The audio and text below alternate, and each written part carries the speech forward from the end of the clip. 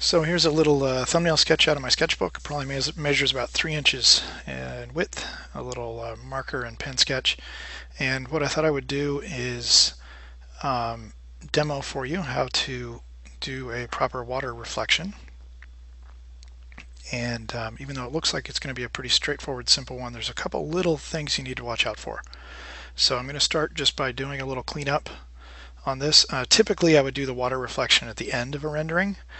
But in this case, I wanted to jump right to what the lecture in the course is about, which is doing reflective surfaces. So I'm just going to clean up really the area around the water, and then we're going to go in and selectively pull out elements from the scene and mirror those into the water plane. So this is all water in the foreground with the exception of that little sliver of S-shaping sand through there, or dirt.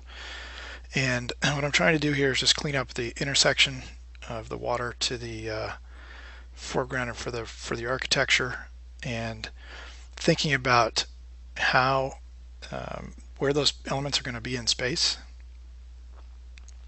And the reason I would usually do the reflection last is that you would get all the colors and textures out of the architecture and all the elements that you've painted. In this case, we're just going to have a rough, marker sketch reflected into the water, but it's all the exact same steps.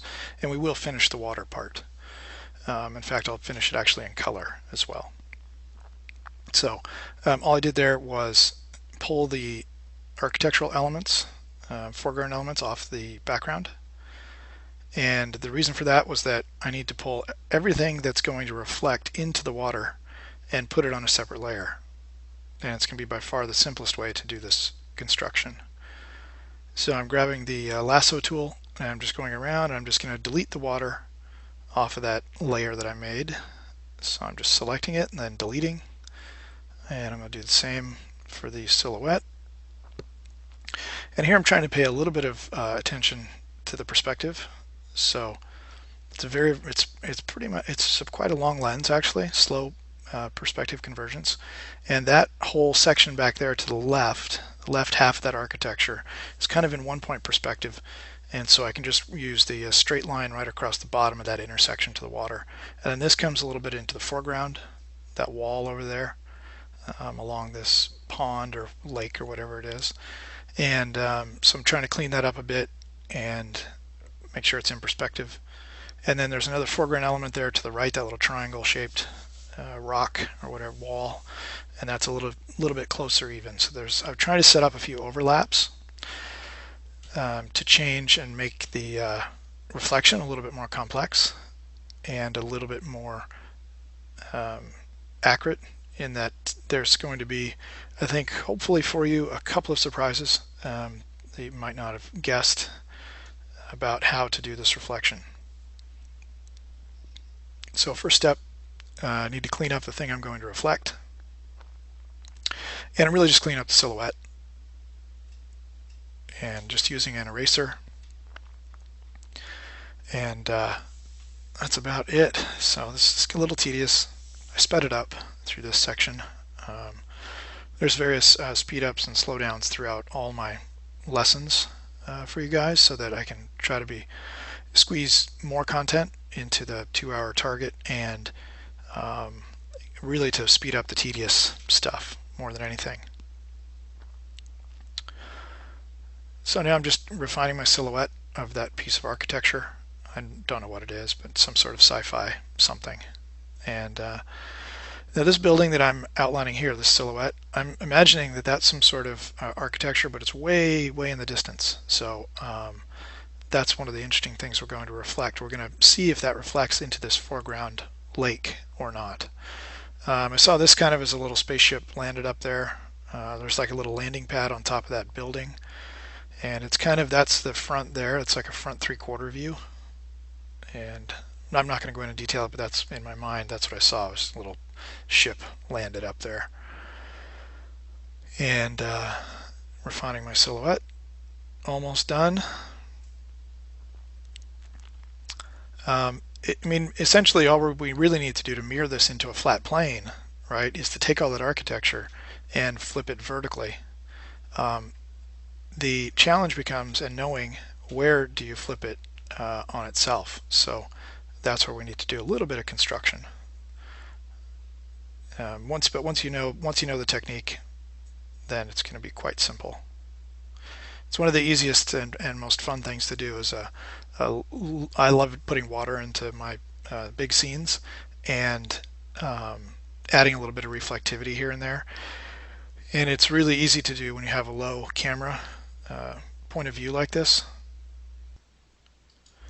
because all you really need to do is just flip vertically your pieces of architecture or anything poking up off of that that water plane. Flip it vertically and then adjust the perspective. So sometimes, like if I flip that building, for instance, if I was going to do it very accurately, I'd start to see the underside of that little cantilevered area much more than I do in this perspective. But the lower the angle, meaning the lower your eye level, more parallel you are to that reflective plane, whether it's water or tile floor or anything, the less perspective correction you'll have to do. So that's why the low angle like this is kind of the freebie one. So I'm just finishing the cleanup there. I'm imagining some sort of bridge, sort of walkway or something coming out of the bottom of that building, the cantilevered one with the ship on top that's leading over to that other structure. Okay, I think that's getting pretty close. I'm not going to bother to clean up the sky much other than just doing a big gradation. So I put a layer above my background layer, add a little atmosphere way in the distance, and that'll just clean up our sky. And really that's the only part that's going to reflect. We're not going to see it because we run out of picture plane on this one. So now I'm going to select my architectural elements. So I'm going there and making some selections off of my base layer. Really not off the base layer, I'm sorry, off of the one where I had the cleaned up architecture. And so if we were going to mirror this, right, we could draw a little box, and what I want to do is take that height and I just want to mirror it right into that water plane. So we could do our foreshortening method across. We can find those points and mirror them into that plane, and then that would be the height back there, so we have that perspective. So you could draw it like this and redraw the whole thing, but in the case of this long camera lens, we can probably just flip it and get away with it. Now if that notch that I just drew there, that section, right, you can see how it could start to be hidden by the foreground element. So if that notch and that section goes back a long ways, we actually won't see the top part of that reflecting. It'll be blocked by the lower wall. So that's the sort of thing you would want to do to double check. And if you knew that those three triangle elements at the top of the wall were a long ways back, then we might not see those. But in this case they're fairly close, so I'm going to keep them in there. I'll probably try to squeeze them a little bit. Just try to position that wall. So what you do is, what I did there was I just flipped it vertically. I put the center of my selected box at one point that was already touching itself, and then I just distorted. What I'm going to do here is just going to pull that and compress it a bit, because that section is back a little further behind that low wall. So by doing that, it's setting it a little bit behind that lip, behind the edge. There we go. And in fact, I will take and push back that little element right there. So that maybe is the top of another structure way in the distance. And so here, we wouldn't see it because it's too far behind the top of this wall. So that there's a little tweak to it. So just cleaning up the silhouette of the foreground element. I'm going to do the same thing again here, darkened it up a bit. I'm now going to pull it into the reflection layer. So I'm going to duplicate it and flip vertical. Position it. I'm going to set up one point that touches, and I'm going to put the center line on that point, and then I'm going to distort it into perspective to match the perspective on that water plane. And then I lifted it up a little bit, and the reason why is that there's a little angle for a little dirt or sand where that leans in to the water. We probably wouldn't see that reflecting, so you want to lift the reflection up a little bit because really it's reflecting a little further behind that sand area, the big architectural element. Just cleaning up behind that so we can see the silhouette a little bit. Technically that should of course be in my reflection, but again, it's not a finished rendering that I'm mirroring, it's just a sketch, but you'll see it starts to come to life in a little bit. So I'm going to grab this element, and this is the bigger piece of architecture, and I'm separating it off for that left hand little island. I'm thinking that's a little bit in front of that element. The rest of this architecture is kind of almost on one plane. It's kind of one point. It maybe doesn't have a lot of depth to it, so just cleaning up the silhouette a bit, and I'm going to pull that off of its background, so I'm erasing that light gray, which was that building and stuff in the distance. So redefine that silhouette, and then I'm going to mirror that. So again, duplicate the layer and flip vertical, position it back on itself. There you go, and that's the reflection of a perfectly still water. So it's basically you're just doing chrome first, and is it just like the previous lessons where we're going to do chrome, then we're going to introduce layer mask and render our Fresnel effect, and that's basically all there is to it. Of course, because it's water, we're going to do a little, a few ripples and things. So there, I'm going to position that. That looks to be right sitting on that plane, and pull that down just a tick because there's a little perspective on that, like maybe that thing's coming towards us a bit. Again, pretty loose perspective. It's just a thumbnail sketch out of my sketchbook that we're mirroring, but it's got all the good stuff for reflectivity that's going to happen. So there's some. All right, now it's looking like chrome, and I'm just going to consolidate a couple of these reflections into the same layer.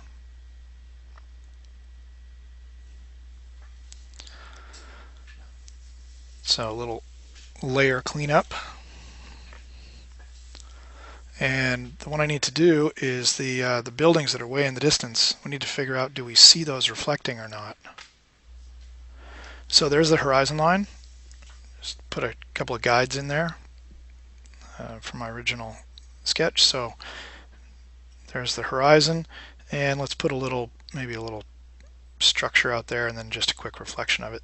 So it's like glass way off there in the distance, becoming that little strip of land with another building. Okay, just organizing my layers. I'm putting my reflection below my structure layer because I want the land, because it has a clean edge and a clean silhouette, it can sit on top of the water. Okay, so now what I want to do is I want to figure out, do we see the reflection of those buildings that are way in the distance? Like that could be a city, cityscape or something way over there. So what you do is you first figure out where is the water intersecting the bottom of your shape. So I'm saying it's way, way, way over there, and that's where it's intersecting the bottom of our shape. And then that's where it hits, my vertical would rest on the water plane, and then I would double the height into it. So that's all we need to do. And of course you could, measure it with a ruler in this case, or you could, draw a rectangle and draw the X, right, and find the center line and foreshorten that across into the ground plane or the water plane. And so what I need to do now is I need to pull those buildings, those light buildings, off of my architecture layer. Okay, and then I need to clean those up as their own separate silhouette. And then we're going to mirror that into the water behind this cantilevered building, and we'll see what we get. So I'm just cleaning up that, I'm just continuing the shapes behind my architecture, my foreground elements.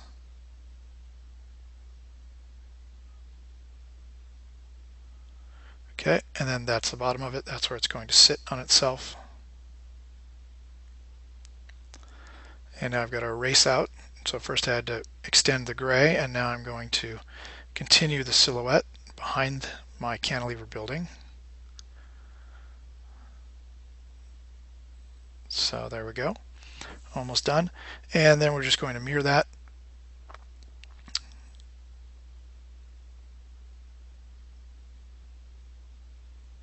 So there's the cleaned up layer, and mirror it touch it back onto itself. And that's where the reflection of those tall buildings would go. So there's the surprise, and that's the interesting thing. By doing it properly, as it goes off into the distance and into perspective, we see the building above the top of the cantilevered building in our perspective. But when I look at the reflection, the tops of the buildings are actually hidden by the reflection of our cantilevered building. And that's because there are different places on that perspective plane. In the foreground, right, that reflection of the cantilevered building started much lower than the reflection of the cityscape that's way in the distance. And the net result is that it's like cut out cardboard elements, and they're placed in different places, and so when they overlap, the perspective influences that as they go back in the distance. So makes for a much more convincing reflection. Okay, all I've done now is taken and made a water layer. I just paint bucket filled from the horizon down, basically, or from that little strip of land with the little building in the distance, down and all the way to the bottom of the picture. And I colorized it, made it green. So now I'm painting the water without the reflection. So you just imagine it's a little bit transparent. So the deeper pools has more of the silt and dirt and whatever sediment or whatever's in the water that's making it green. That is darker. So the deeper areas get darker right up where it meets the dirt. So in this case, it's going to have a light dirt, tan colored dirt, and that's what I'm painting into the shallow areas, which is right up against the strips of land. And the deeper areas I paint a little bit darker. Okay, turn back on our reflection. Now it's still 100% opaque. And let's just make sure if there's any little gradation or something in my sky that it's also part of my reflection. And it looks like it was pretty much 100% opaque, so I didn't really need to do that step. But should there have been a little stray cloud or something up there, it would have been nice to reflect that in. Okay, so put those two together. So that's all together, the sky and the ground. I just grouped those and made a copy. So I'm going to give you this layered file as usual. So those at 100%, they're in there. The two separate, the one with the cleaned up edge and the sky. And then I merged them, threw on a little layer mask, and there we go. There's our Fresnel effect. All you have to do is uncouple those. You have to unlock them so you can move your gradation mask independent if you want to change the strength of the Fresnel effect. And it depends, there could be a bunch of like dust and dirt and debris floating on top of this, changing the quality of the water, making it a little less reflective. Also could be a little windy, and changing some of the strength of that reflection would also change in strength if the wind comes up. And I forgot a little rock, so I'm just adding that little reflection of the rock in the foreground. I'm going to add it to my reflection layer, and I don't want to merge that layer mask yet, so I'm just going to delete it first so I can merge those two together. So now they're all in one reflection layer, and I'll just redo the Fresnel effect. So there we go. And I'm going to adjust it a bit. So that is the Fresnel effect, and our reflection is becoming stronger as our line of sight becomes more tangent to that surface, which means stronger into the distance, and less reflective in the foreground, which allows us to see the water in the foreground and the water color more than in the background. In the background you see more of the sky covering, just like the photographs we've looked at. And what I'm doing now is I'm just lightening up and cleaning up the sand areas so that we can see it a little bit more clearly in the water, up next to the water. So I just hit preserve transparency on my architecture layer. Okay, and now I'm playing around. I doubled up my reflection. I put another one on top, and I'm playing around setting it to screen. I put another one on top here, putting it on multiply. That's if you just want to see and play around with the darks being very dominant versus the sky being dominant, tweaking your reflection a little bit. I think in the end I don't use either of them, but because the screen made the sky brighter than it actually was in reality. The reflection was brighter than the sky, so that didn't work. I was just trying to see if I get my darks even darker or more contrast between my architecture and the sky. But in reality, all you need is one layer set to normal, and just throw on your gradated layer mask, and that's all it takes. So this is the case of doing any flat plane reflection, would be the same exact technique. I have a little smudging brush I'm using right now. It's a rake brush. It's like a bunch of little dots, and the little vertical row of dots is the brush shape. And so when I just squiggle this left and right, I'm able to put a little streaks like ripples in the water. It's one of the ways, of course, to bring a little life to it. So I'm basically introducing a little bit of wind or something, a little current or wind. But basically, it's almost glass. But obviously, this would show more if it was a more finished, illustration. But there's enough contrast in that reflection and enough edges there that works. Plus, you can open the file and have a look. Once it gets a little larger, it looks more convincing. Higher res on your screen. Okay, now I grabbed a custom brush, and I have a brush that's just a bunch of water ripples, and I just made that, which is just a bunch of kind of almost a little ellipse shapes, and I made like a little grouping of ripples. Excuse me.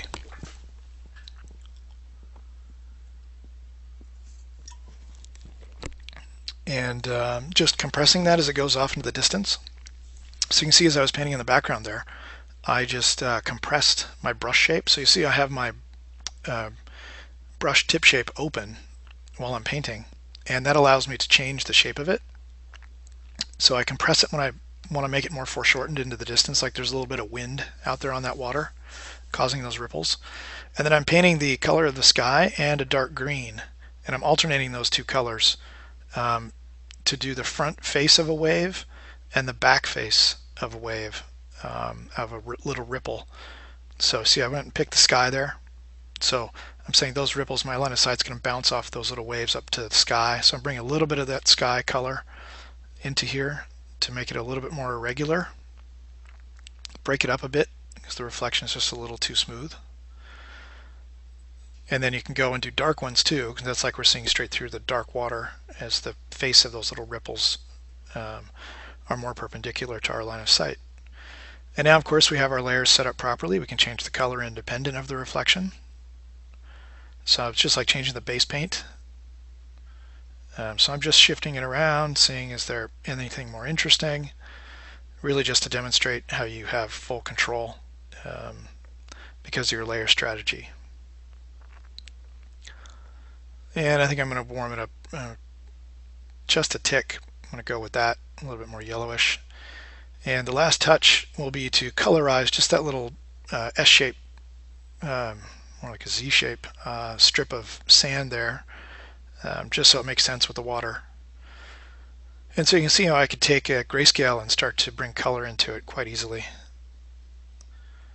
And so there we go, colorizing that a bit, just so it makes sense with those. That's the same color that's going down into the water, where it's very shallow. So we can actually see that color. And you could even start to colorize the rest of it. So here I'm colorizing my reflection a little bit, because that's a reflection of that little sandy hill right there. So it matches. That makes it look much more realistic. And so you could do that anywhere you want. You could colorize, just as an example, I wanted to colorize this wall. Right, we could colorize that, keeping all the value structure the same, just using my brush set to color. And then we would go back to our reflection with preserve transparency turned on and just shift the color of the reflection. I don't particularly care for that, so I'm going to undo it. And this is wrapping it up. So that's how you do water. Hope you enjoyed it.